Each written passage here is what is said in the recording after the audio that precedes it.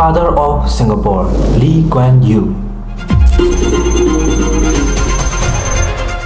အခုမြင်နေရတဲ့အိုးရင်လော်လို့ခေါ်တဲ့နေမြင်မလေးခံလူမျိုးတွေနေကြတဲ့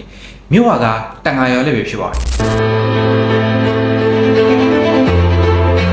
။စီးရင်တော့ကြတဲ့ဒီတန်ဃာရော်လေးဟာ21ရာဆိုမှာတော့အရှိတောင်အာရှရဲ့အတိုးတက်ဆုံးနိုင်ငံတစ်ခုဖြစ်နေပါပြီ။ဒါဆိုရင်ဒါဟာဘယ်နိုင်ငံလို့ထင်လဲ။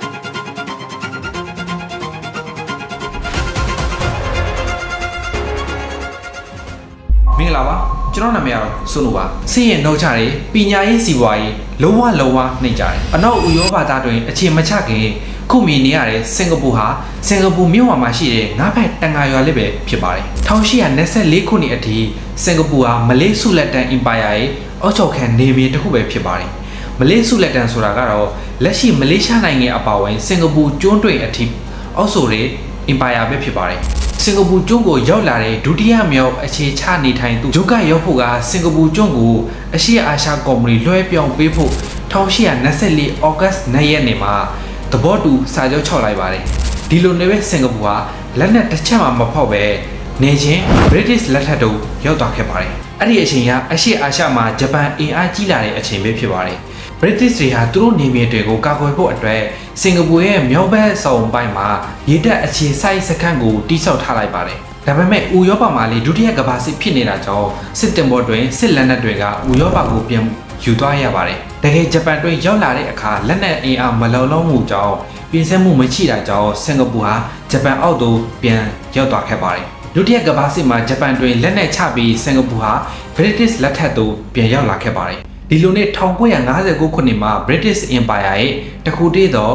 ကိုပိုင်အောက်ချုပ်ခွင့်ဒေသဖြစ်လာပြီးတော့လီကွမ်ယူဟာပထမဆုံးဝန်ကြီးချုပ်ဖြစ်လာခဲ့ပါတယ်။စင်ကာပူလိုပြောလိုက်မယ်ဆိုရင်လီကွမ်ယူဟာမဖြစ်မနေပြောရလောက်အောင်စင်ကာပူနိုင်ငံတီးထောင်ရနေရမှာအရေးပါသူပဲဖြစ်ပါတယ်။သူဟာစင်ကာပူရဲ့ပထမဆုံးဝန်ကြီးချုပ်ဖြစ်လာတဲ့အသက်36နှစ်သာရှိပါသေးတယ်။ဒီအသက်အရွယ်နဲ့မမျှတဲ့အန်ဒီအကြီးဆုံးတာဝန်ကိုထမ်းဆောင်ခဲ့ရပါတယ်။လီကွမ်ယူဟာလန်ဒန်မှာ၄နှစ်ပညာသင်ယူခဲ့ပြီးတော့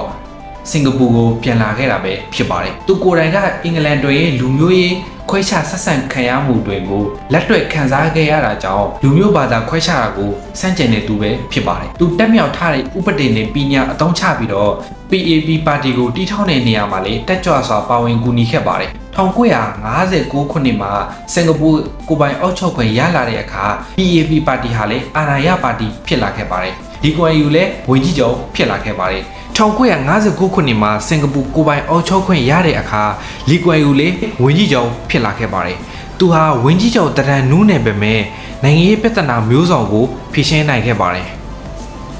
1965ခုနှစ်မှာမလေးရှားပြည်ထောင်စုမှာစင်ကာပူကိုခွဲထွက်ကြောင်းကြေညာလိုက်ခဲ့ပါတယ်။ဒီအချိန်မှာစင်ကာပူဟာဖျိုးဖျက်ဖြစ်လာမယ်ဆိုကြပေမဲ့လီကွမ်ယူကစူးစမ်းပြီးထိမ့်သိမ်းနိုင်ခဲ့ပါတယ်။နိုင်ငံသားတိုင်းကိုအစစ်မီနဲ့ပညာရေးစနစ်ရရှိအောင်လုပ်ပေးနိုင်ခဲ့ပါတယ်။ပြည်သူတအူချင်းစီအတွက်အလောက်ကိုင်းစားဝတ်နေရဲ့အဆင်ပြေအောင်ပြီးဆောင်အောင်ဖန်တီးပေးနိုင်ခဲ့ပါတယ်။လမ်းပေါ်မှာအမိုက်ပစ်တာကအစားအများတောင်အိမ်သားထက်မှာရေဆွဲမချတဲ့အထိဘလောက်ထိတင်ကျက်သားလေဆိုရင်ပီကေစားတာနဲ့ကိုရန်စားတာချင်းကိုကန့်သက်ထားတာပဲဖြစ်ပါတယ်။ဒါကြောင့်စင်ကာပူဟာကမ္ဘာပေါ်မှာအတန့်ရှင်းဆုံးနိုင်ငံတစ်ခုဖြစ်နေပါပြီ။ဒီလိုအခြေအနေကနေရောင်းကန်ထပြီးတော့အရှေ့အာရှရဲ့အရှမ်းသာဆုံးနိုင်ငံအလောက်အကိုင်းအခွင့်လက်အပေါ်ဆုံးနိုင်ငံတနိုင်ငံဖြစ်ခဲ့ပါတယ်။ဒီနေ့ဗီဒီယိုကတော့ဒီလိုပါပဲအားလုံးပဲကျေးဇူးတင်ပါတယ်